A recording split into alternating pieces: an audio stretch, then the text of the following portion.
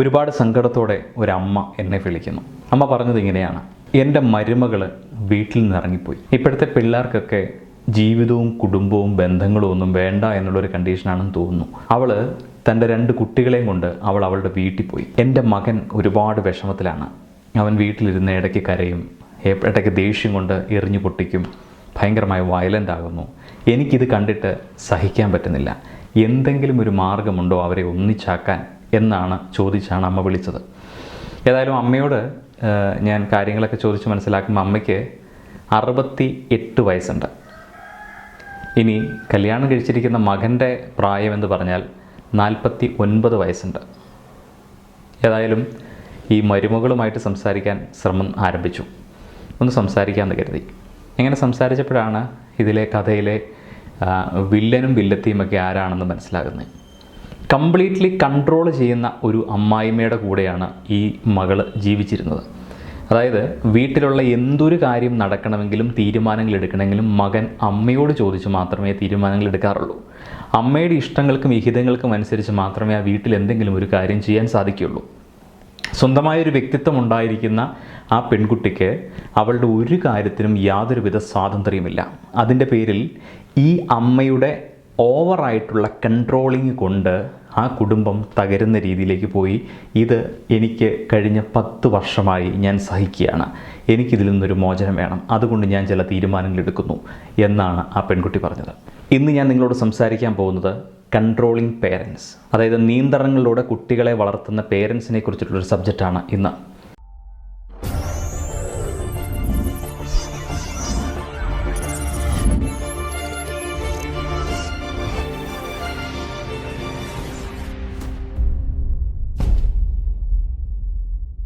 രണ്ട് ഇൻസിഡൻറ്റ് ഞാൻ നിങ്ങളോട് പറയാം. സോഷ്യൽ മീഡിയയിലൂടെ വൈറലായ ഒരു പെൺകുട്ടിയുടെ കഥയാണ്. ഈ കുട്ടി നന്നായി പാട്ട് പാടി അങ്ങനെ ഒരുപാട് ആൾക്കാർക്കിടയിലേക്ക് പെട്ടെന്ന് ശ്രദ്ധ തിരിക്കപ്പെട്ട ഒരു പെൺകുട്ടിയാണ്. ടെലിവിഷനിലൊക്കെ പ്രോഗ്രാം ചെയ്യണമെന്നൊക്കെ വലിയ ആഗ്രഹമുള്ളൊരു കുട്ടിയാണ്. പക്ഷേ ഭാഗ്യവശാലും നിർഭാഗ്യവശാലും അതൊന്നും നടന്നിട്ടില്ല. സംഭവം ഇത്രയേ ഉള്ളൂ. ഈ കുട്ടി പള്ളിയിൽ കൊയറിൽ പാടിക്കൊണ്ടിരിക്കുന്ന കുട്ടിയാണ്. കുട്ടി നന്നായി പാടും. ഇവളുടെ ഒരു ആഗ്രഹമാണ് എനിക്ക് സിനിമയിലോ അല്ലെങ്കിൽ അങ്ങനെ എന്തെങ്കിലും ഒരു പാട്ടുകാരിയൊക്കെ ആകണം എന്നൊരു വലിയ ആഗ്രഹം ആ കുട്ടിയുടെ മനസ്സിലുണ്ട്. അങ്ങനെ എപ്പോഴോ സ്മൂളിൽ ഒരു പാട്ട് പാടി. ആ പാട്ട് വലിയ ഹിറ്റായി.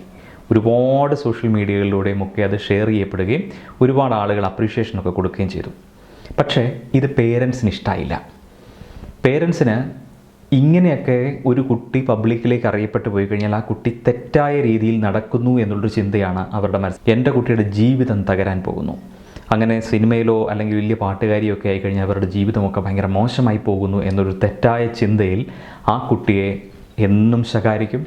പാട്ടുകൾ പാടാനുള്ള അവസരങ്ങൾ കംപ്ലീറ്റായിട്ട് ഏതൊക്കെ രീതിയിൽ അതിനെ ബ്ലോക്ക് ചെയ്യാമോ ആ രീതിയിലെല്ലാം ബ്ലോക്ക് ചെയ്യും. എപ്പോഴും ഒരു നൂൽപ്പാവയെപ്പോലെ ആ കുട്ടി വീട്ടിൽ വളരണം. തൻ്റെ വിവാഹ പ്രായമായി വിവാഹത്തിൻ്റെ സമയം എത്തിയപ്പോഴും അവർ തീരുമാനിക്കും അവരുടേതായ ഇഷ്ടങ്ങൾക്കും ഇച്ഛിതങ്ങൾക്കും അനുസരിച്ച് വേണം കല്യാണം നടത്താൻ. ആ പെൺകുട്ടിയുടെ 28ാമത്തെ വയസ്സിൽ ഒരു പുരുഷനോടൊപ്പം ഇറങ്ങിപ്പോകാൻ അവൾ നിർബന്ധിതനാകുന്നു. വീട്ടുകാർക്ക് എതിർപ്പാണെങ്കിൽ പോലും പിന്നീട് അവർ അനുരഞ്ജനപ്പെട്ട് ഇതിലേക്ക് വരികയും പിന്നീട് അവരുടെ നിയന്ത്രണങ്ങൾ അവിടെ അടിച്ചേൽപ്പിക്കാൻ തുടങ്ങി. നാളുകൾ നീണ്ടു. കുറച്ച് നാളത്തെ ദാമ്പത്യ ജീവിതത്തിനിടയിൽ അതും തകർന്നു. പിന്നീടിപ്പോൾ ആ കുട്ടിക്ക് അപ്പനും അമ്മയും എന്ന് പറയുന്നത് തൻ്റെ ശത്രുവായിട്ടാണ് ആ കുട്ടി കാണുന്നത്. കാരണം തൻ്റെ ഒരു ആഗ്രഹത്തിനോ തൻ്റെ ഒരു ഇഷ്ടങ്ങൾക്കോ മുന്നോട്ട് പോകാനായിട്ട് സാധിക്കാത്ത വിധം അവരിലേക്ക് ഇങ്ങനെ ഒതുക്കപ്പെടുകയാണ്. ഇങ്ങനെ ഒതുക്കപ്പെടുന്നതിൻ്റെ പേരിൽ കുട്ടികളിലുണ്ടാകുന്ന മാനസികമായിട്ടുള്ള ബുദ്ധിമുട്ടുകൾ അല്ലെങ്കിൽ അവരുടെ പേഴ്സണാലിറ്റിയിലുണ്ടാകുന്ന ചേഞ്ചസുകൾ എന്താണെന്നുള്ളത് സാധാരണ പേരൻസിന് അറിയില്ല. ഞാൻ ഇതിൻ്റെ റെമഡികളും യാഥാർത്ഥ്യമായ ചില കാര്യങ്ങളും ഒക്കെ നിങ്ങളോട് പറയാം.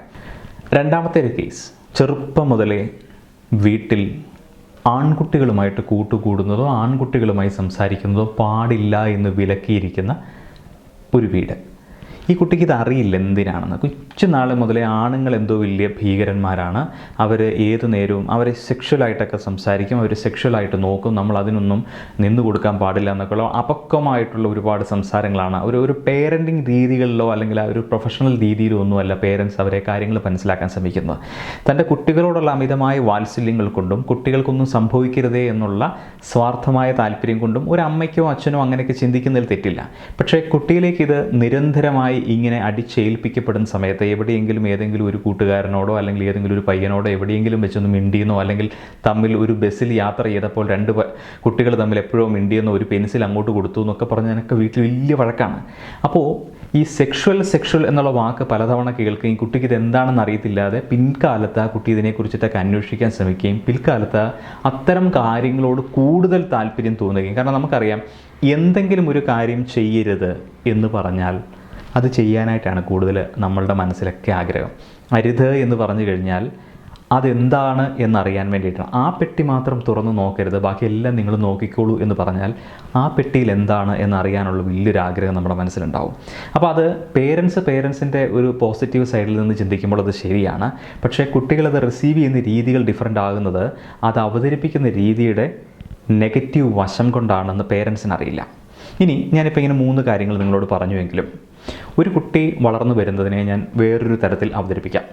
അതായത് ഒരു ചെടി അല്ലെങ്കിൽ ഒരു വൃക്ഷത്തൈ നമ്മൾ മണ്ണിൽ നട്ടുവെക്കുന്നു. അതിന് ചെറിയ ഇതളുകൾ ഉണ്ടാകുന്നു, അത് വളരുന്നു, ശിഖരങ്ങളുണ്ടാകുന്നു, തളിരുകളുണ്ടാകുന്നു, പൂക്കളും കായ്കളും ഒക്കെ ഉണ്ടാകുന്നു. പിന്നീട് അതിൽ നിന്ന് പതിയെ ഫലം തരാൻ തുടങ്ങുന്നു. ഈ ഫലങ്ങൾ പിന്നീട് നമ്മൾ എടുക്കുന്നു, ഉപയോഗിക്കുന്നു. ഇതിനൊരു വലിയൊരു കാലഘട്ടത്തിൻ്റെ ഒരു യാത്രയുണ്ട്. ഒറ്റ ദിവസം കൊണ്ടോ കുറച്ച് ദിവസം കൊണ്ടോ സംഭവിക്കുന്നില്ല, ഒരുപാട് സമയമെടുക്കും. ഇതുപോലെ തന്നെയാണ് ഒരു കുട്ടി തൻ്റെ അമ്മയുടെ അമ്മിഞ്ഞപ്പാൽ കുടിച്ച് വളർന്ന് പിന്നീട് പിച്ച വെച്ച് അപ്പൻ്റെയും അമ്മയുടെയും സ്നേഹ ലാളനകൾക്കിടയിലൂടെ ആ കുട്ടി വളർന്ന് സ്കൂളിലും കൂട്ടുകാർക്കിടയിലൂടെയൊക്കെ വളർന്ന് പ്രകൃതിയുടെ മനോഹാരിതകളും നല്ല ചിന്തകളും മോശം ചിന്തകളും ഒക്കെ കണ്ടും മനസ്സിലാക്കിയുമൊക്കെ വളർന്ന് വരുന്ന ഈ കുട്ടികൾ 15, 16, 17, 18 വയസ്സ് കഴിയുമ്പോൾ അവരവരുടെ ഫലം പുറപ്പെടുവിക്കാൻ തുടങ്ങും. ഈ ഫലം പുറപ്പെടുവിക്കുന്നത് കാത്തു തന്നെയാണ് എല്ലാ പേരൻസും എല്ലാ കുട്ടികളെയും വളർത്തേണ്ടത്. കാരണം അവർ ആ ഒരു ഏജ് കഴിയുമ്പോൾ അവർ ഇത്രയും കാലം കണ്ടതും കേട്ടതും മനസ്സിലാക്കിയതുമായ എല്ലാ കാര്യങ്ങളും അവർ സ്വയം തൻ്റെ ജീവിതത്തിൽ അപ്ലൈ ചെയ്യാൻ വേണ്ടി ശ്രമിക്കും. തിരുത്തലുകൾ ആവശ്യമുള്ള സ്ഥലത്ത് സ്നേഹ വാത്സല്യങ്ങളോടെ നമുക്ക് തിരുത്തലുകൾ ആവശ്യപ്പെടുത്താം. പക്ഷേ ആദ്യം പറഞ്ഞ അമ്മച്ചിയുടെ 69 വയസ്സുള്ള അമ്മച്ചി ഈ 49 വയസ്സുള്ള മകനെ ഇപ്പോഴും നിയന്ത്രിച്ചുകൊണ്ടിരിക്കുക, അവനെ ഓർത്ത് വിഷമിച്ചുകൊണ്ടിരിക്കുക, അവരുടെ കുടുംബത്തിൻ്റെ കാര്യങ്ങൾ കംപ്ലീറ്റ് നിയന്ത്രിച്ചുകൊണ്ടിരിക്കുക എന്ന് പറഞ്ഞത് തെറ്റാണ്.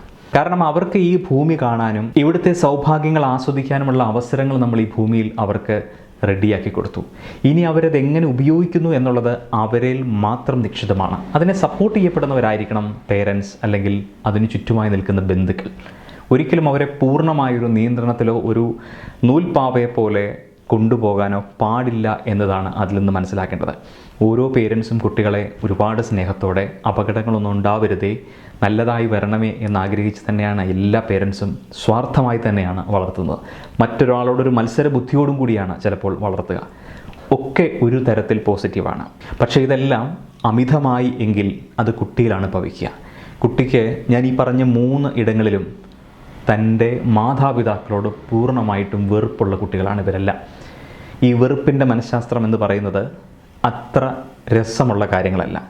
സോ നല്ല പേരൻസ് ആവട്ടെ, നല്ല അമ്മമാരാവട്ടെ, അതിൽ നല്ല കുട്ടികളുണ്ടാകട്ടെ. Thank you.